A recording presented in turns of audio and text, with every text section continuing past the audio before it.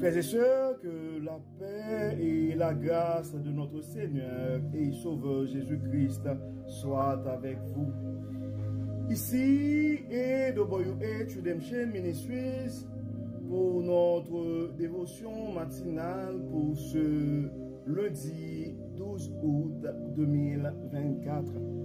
Toujours dans la mission de vous accompagner semaine après semaine, journée après journée, réveil après réveil, sur le chemin du royaume de Dieu.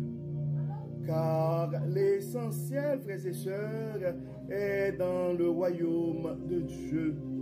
La force est en Dieu, l'abondance est en Dieu, l'espérance est en Dieu, la sagesse est en notre Dieu.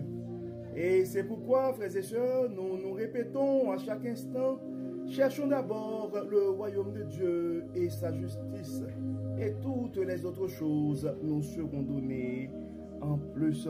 Donc, bon réveil, mon frère, bon réveil, ma sœur, et que le nom de l'Éternel soit béni, que le nom de l'Éternel soit exalté, que le nom de l'Éternel soit glorifié, car il nous donne la possibilité de pouvoir nous réveiller ce matin.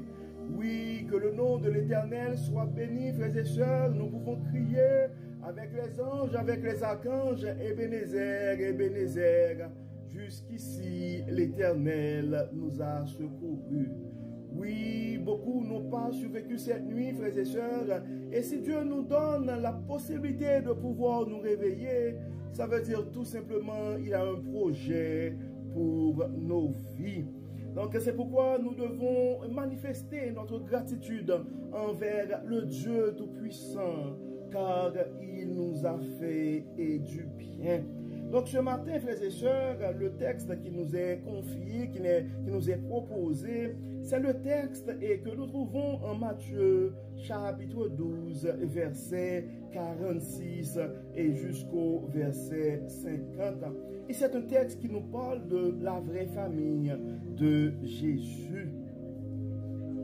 Matthieu chapitre 12, verset 46 à 50. Pendant que Jésus parlait encore à la foule, voici que sa mère et ses frères se tenaient dehors, cherchant à lui parler. Quelqu'un vint lui dire, ta mère et tes frères sont là, ils cherchent à te parler. Mais Jésus lui répondit, qui est ma mère, qui sont mes frères?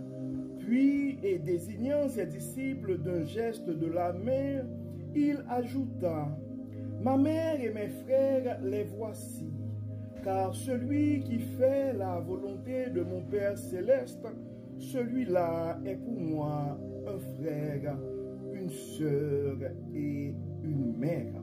Donc nous venons de lire, frères et sœurs, le texte que nous trouvons en Matthieu, chapitre 12, versets 46 à 50, et ça nous parle de la vraie famille de Jésus. Et Jésus, dans ce texte, identifiait les disciples, ceux qui font la volonté de son Père. Donc le texte a dit dans le verset 50, car celui qui fait la volonté de mon Père céleste, celui-là est pour moi un frère, une sœur, une mère. En fait, c'est un texte, frères et sœurs, qui nous porte à réfléchir, qui nous porte à penser, qui nous porte à nous poser cette même question. Qui sont nos frères, qui sont nos sœurs, qui sont nos parents, disons mieux, qui sont nos vrais alliés. Des fois, on le voit dans la vraie vie. Et un ami, des fois même un étranger, la façon que la relation se développe, eh bien, on voit que la relation est beaucoup plus, je pourrais dire, serrée. On pourrait compter beaucoup plus sur un étranger des fois qu'un proche parent. Et en fait, ça nous porte à penser même à ce qu'on appelle la parabole du bon samaritain. Et des fois, en tant que membre de l'Église, et des fois en tant que chrétien, on pourrait penser que à travers nos congrégations, des fois, on pourrait trouver du support, de la compréhension et de l'assistance. Mais des fois, et c'est quand même étrange, on pourrait voir que la solidarité, on pourrait voir que le support, l'appréciation, ça vient de l'extérieur. D'ailleurs, la Bible nous le dit aussi, frères et sœurs, que des fois, en fait, un prophète n'est jamais honoré dans sa ville natale. Et c'est pourquoi, des fois, quand Dieu nous demande de déplacer, nous devons considérer l'appel de Dieu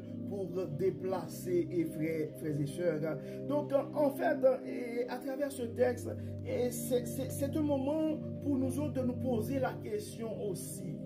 Est-ce que nous autres, nous sommes de vrais alliés pour les gens qui nous entourent? Est-ce que nous sommes vraiment de la vraie famille pour les membres de nos familles respectives? Et c'est quand même important, frères et sœurs, de comprendre aussi, on ne peut pas, en fait, des fois, quand on a un objectif dans la vie et quand on poursuit une mission, eh bien, tes vrais alliés, ce sont les gens qui sont prêts à te supporter, qui sont prêts à comprendre ta mission et ta vision. Ça ne veut pas dire que tu dois rentrer en conflit avec les gens qui ne te supportent pas. Mais tu dois comprendre, si tu veux aller à gauche, eh bien, tu dois t'associer avec les gens qui vont à gauche. Parce que on voit, et Jésus-Christ l'avait dit, puisque sa mission c'était de faire la volonté du Père, eh bien ses frères, ses soeurs, ses parents, eh bien il les avait identifiés à ceux qui font la volonté de son Père.